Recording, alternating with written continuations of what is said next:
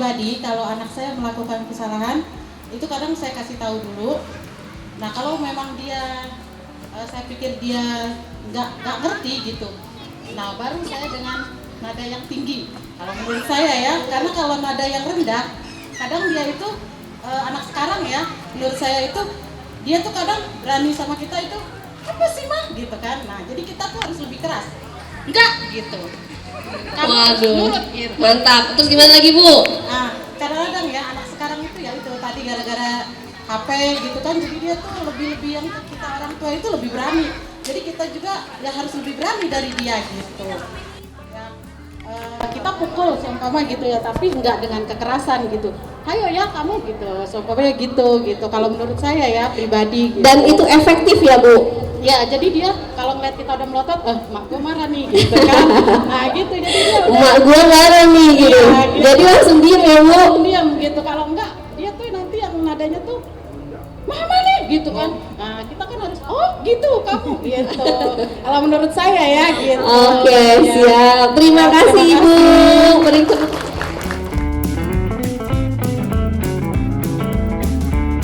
Waalaikumsalam warahmatullahi wabarakatuh. Perkenalkan, nama saya Lili Fardian, orang tua dari Kedira.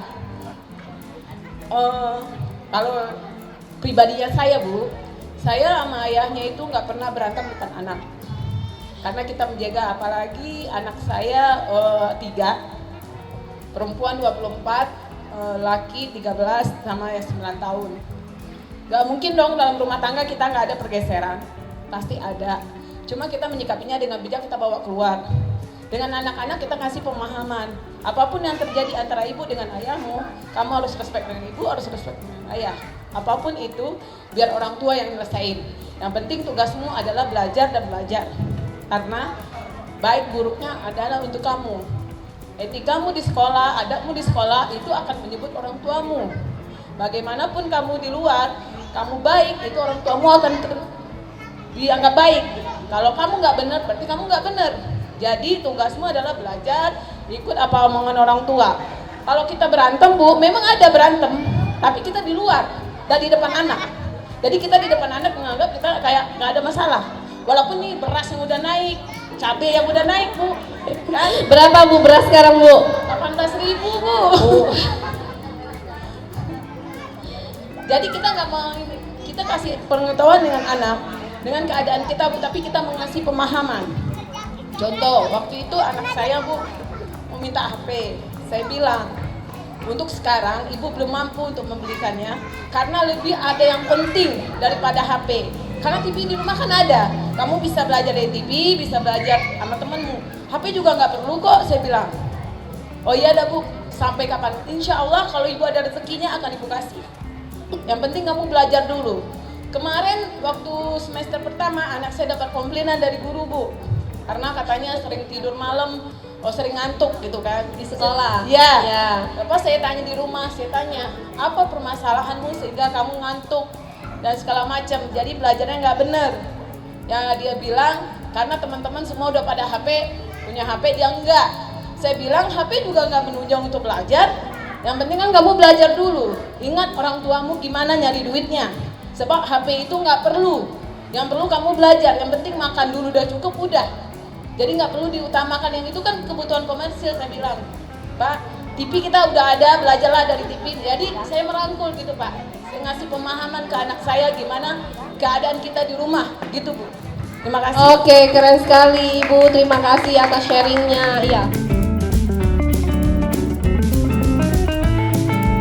Assalamualaikum warahmatullahi wabarakatuh. Perkenalkan Bu, saya orang tua dari Muhammad Rokib. Saya Ibu Tari Lestian. Saya Bu, sepertinya lebih baik nggak usah deh ya, soalnya anak saya ini HP, dia terlalu ini banget ya, apa-apa HP. Jadi dia bisa dialihin ke yang lain, seperti burung dara, gitu kan. Jadi ini malah bagus, nggak apa-apa lah. Kayak seperti kemarin ya ada kasus HP anak saya disita gitu ya sama Pak Adin. Dia nggak apa-apa. Saya pernah mencoba, saya sita karena mereka terlaluan dengan HP. Tapi dia uring-uringan Bu ini. Jadi marah-marah lah apa serba salah lah. Tapi ternyata disita Pak Adin, dia nggak apa-apa Bu. nggak apa-apa menerima gitu. Sita aja terus Pak gitu ya. Saya konsultasi lagi dengan Bu Pak Adin ya, kalau Bu Asih, ya begitu seperti itu.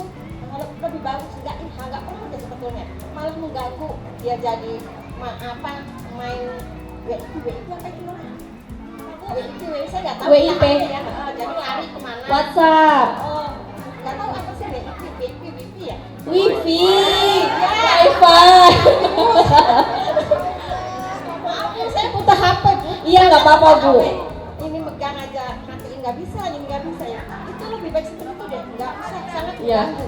Heeh. Nggak belajar malah pulang sekolah nih Bu, langsung jalan. Main gitu, wifi. Nyari Wi-Fi. Iya, iya. Jadi sholat pun kadang nggak ini, adzan cuek aja. Oke, siap. Terima kasih Ibu. Beri tepuk tangan Ibu-ibu. Keren ibunya. Siap. Assalamualaikum warahmatullahi wabarakatuh. Waalaikumsalam Saya warahmatullahi mamanya Dadang wabarakatuh. dari Ibnu Sina ya. Mario ya. Ya kalau saya Bu, anak saya kan dua nih yang masih kecil-kecil. Satunya ini SMP di sini kan, terus adiknya SD kelas 3. Itu yang saya bingung, rebutan HP kan waktu nggak ada HP, dan setelah punya HP masing-masing sama aja, masih suka rebutan. Nah gimana ya cara kendaliinnya Bu, supaya anak-anak itu masing-masing bisa ngatur gitu. Oh iya, ibunya bertanya bagaimana cara mengendalikannya. Ya, Oke. kayak gitu. Soalnya kalau udah gitu berantem jadinya nih, nggak tahu tuh rebutan apa, padahal masing-masing pada punya sendiri gitu HP-nya. Kenapa bisa gitu ya Bu ya? Jadwal main handphonenya ditanya sama anaknya masing-masing. Ketika misalnya mau main handphone, mereka harus melakukan kewajibannya dahulu. PR, tidur siang ya Bu. Kemudian buat kesepakatan di antara kakak dan adiknya, kamu mau jam berapa, jamnya sama.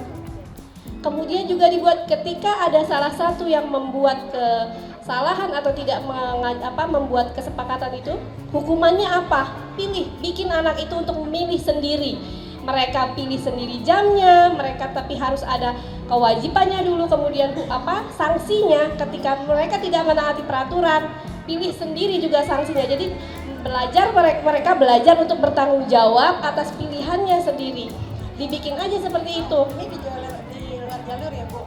Adiknya nih yang saya Di luar tahu. jalur gimana Ya, Bu? maksudnya adiknya yang lebih diperhatiin nih adiknya nih Bu. Itu kalau udah main game marah, HP-nya ditonjok sampai rusak. Kesel berarti ya Bu ya. Sasarannya ke HP-nya. Itu Bu yang saya khawatirin ini adiknya. Kalau Danang sih Berarti sanksinya seputar itu Bu, ketika kamu misalnya merusak barang, tidak tepat waktu, main handphonenya di kamar, kemudian main handphone terlalu dekat, hal yang membuat anak itu kecanduan. Karena gamesnya rata-rata semua isinya kekerasan. Jadi anak kita paling suka, kemarin sudah sosialisasi Bu, paling suka kalau misalnya sudah ngebunuh atau bahasa anaknya kill. Udah kill berapa? 10, 20 puas. Dan isinya adalah senjata-senjata. Ada misalnya kemarin AKM atau AWM gitu ya. Nah, isinya seperti itu. Jadi memang di situ akhirnya membuat anak kita kecanduan. Dibikin aja aturannya. Anaknya nangis, ya kita harus tahan. Kita bikin aturan, memang kita sebagai orang tua bukannya kita galak, tapi tegas. Gitu Bu. Iya, kadang-kadang ibu nggak tega, aduh nangis berisik nggak enak sama tetangga, misalnya gitu ya.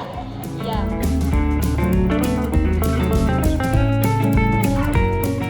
Saya kesan. Terima kasih buat acara, udah menggelar acara ini, buat saya banyak ilmu, buat saya maksudnya mengajarkan anak yang lebih baik lagi, buat saya memperluas ilmu, ya maksudnya sedikit-sedikit lah. Saya insya Allah ya, saya akan tertipkan anak saya ya. Buat para guru, terima kasih udah mengajarkan banyak kepada anak saya, udah membuat anak saya maksudnya lebih baik lagi daripada yang kemarin-kemarin. Udah sabar mengajarkan anak saya. Ya gitu aja, terima kasih. Assalamualaikum warahmatullahi wabarakatuh. Saya Ibu Tari orang tuanya dari Muhammad Raqib. Terima kasih sekali ada kegiatan seperti ini ya. Ini sangat penting untuk ibu-ibu ya, jadi tahu tentang kekerasan anak di lingkungan rumah terutama ya. Jadi kita tahu tentang kekerasan seksual,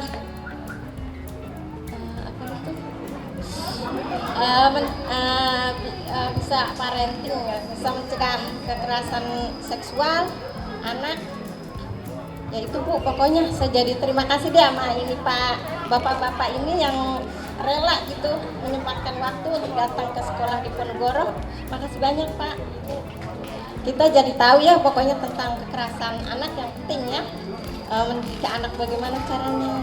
Yang itu aja deh Bu. Terima kasih banyak.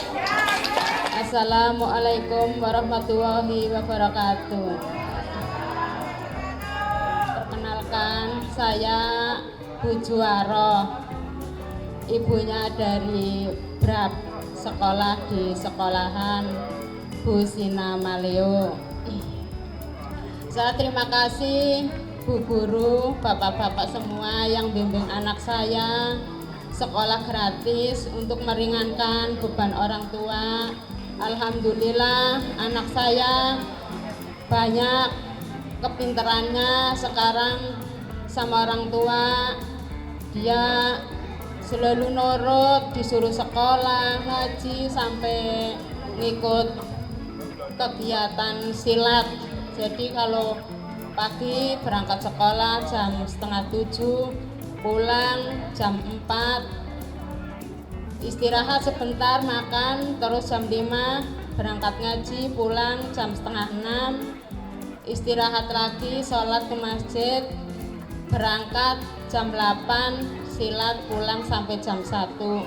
Alhamdulillah ya dapat prestasi silat, juara 1, kemarin juara 2. Di sekolahan yang ngajar Bu Ibnu juga alhamdulillah dapat ranking 2. Ya sekian, terima kasih. Assalamualaikum warahmatullahi wabarakatuh.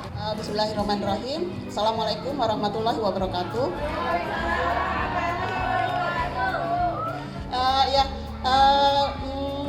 Saya hadir kemarin juga hadir ya Bu. Jadi saya merasa ilmu ini banyak manfaatnya buat kita. Terutama saya kan aktif di PKK ya Bu. PKK itu kebetulan saya di Pokja 1. Pokja 1 itu menangani keluarga gitu. Jadi ilmu seperti ini insya Allah nanti, makanya saya mau minta materinya ya Bu, nanti biar bisa di-sharing ke teman-teman PKK yang lain gitu ya. Karena di luar itu emang banyak kejadian-kejadian yang seperti ini gitu loh. Jadi dari awal tuh saya sudah ada alarm gitu loh, ya Allah ini memang masalah kita gitu. Apalagi kan kemarin beliau bilang persentase anak yang kena bullying, kena kekerasan seksual itu kan sampai 90% itu kan kita miris ya Bu ya gitu. Dan yang sedihnya lagi banyak orang tua itu nggak aware kalau anaknya itu kena gitu loh. Jadi para orang tua itu merasa oh anakku baik, anakku di rumah nggak nakal kok, tapi ternyata dia itu kena bullying, kena kekerasan seksual dan lain-lain. Dan itu yang saya tuh sedih gitu loh, karena teman-teman pun juga kalau saya bilang ayo kita tuh harus aware sama anak-anak itu, mereka pada nyabain gitu loh. Maksudnya Allah itu kan di luar, kita itu nggak ada. Lo jangan salah, di sekolah Islam pun ada seperti itu gitu kan. Jadi saya agak gimana ya orang-orang jadi dengan adanya seperti ini saya merasa terbantu sekali gitu ya. Karena dengan data-data yang ada itu mungkin bisa lebih bikin mereka itu melek gitu ya. Nggak harus ketakutan sih, cuma waspada aja gitu. Jadi kalau ada orang-orang di sekitar anak-anak kita yang kira-kira mencurigakan, itu jadi bisa ya kita bisa rangkul anak kita gitu. Terima kasih buat Aina, buat Komnas Anak atas acara seperti ini memang ilmu baik banget buat kita. Assalamualaikum warahmatullahi wabarakatuh. Dari kemarin tanggal 23 sampai hari ini tanggal 24, kami telah melaksanakan suatu kegiatan berupa sosialisasi dan edukasi yang diinisiasi oleh Komnas Perlindungan Anak dengan sponsor dari Airnav. Kegiatan ini sangat bermanfaat karena kami sendiri di sini adalah sekolah terbuka yang mengkhususkan kepada anak-anak yang tidak biasa, yaitu anak-anak yang berasal dari keluarga prasejahtera. Mereka menjadi prasejahtera karena berbagai alasan, banyak sekali macam-macam. Ada yang karena memang orang tuanya penghasilannya kurang, mereka kebanyakan datang dari Jawa Tengah atau dari tempat lain yang jauh, ada yang dari Medan, tapi semuanya adalah datang dengan permasalahan keluarga biasanya, dan ini akan membuat mereka kesulitan mengikuti pendidikan di sekolah reguler. Jadi inilah kami masih terselenggara di sini SMP terbuka yang mengkhususkan pada anak-anak yang berasal dari keluarga prasejahtera, karena sekolah di sini gratis sepenuhnya. Anak tinggal datang, bahkan keperluan pribadi seperti sepatu, pakaian, dan alat-alat tulis semuanya disediakan oleh sekolah yang mendapat dukungan dari relawan dan dari segenap donatur-donatur, antara lain berbagai CSR yang terjuga dari Ernaf ini. Kalau saya kegiatan ini sangat bermanfaat dari segi fisik maupun terutama lagi adalah di segi mental, karena ini menangani masalah kesehatan mental. Ya, kami mencontohkan bahwa kita itu hidup sudah keras. Di luar sana itu juga banyak kekerasan yang harus kita amati, kita hindari. Ya demikianlah, saya rasa itu ya.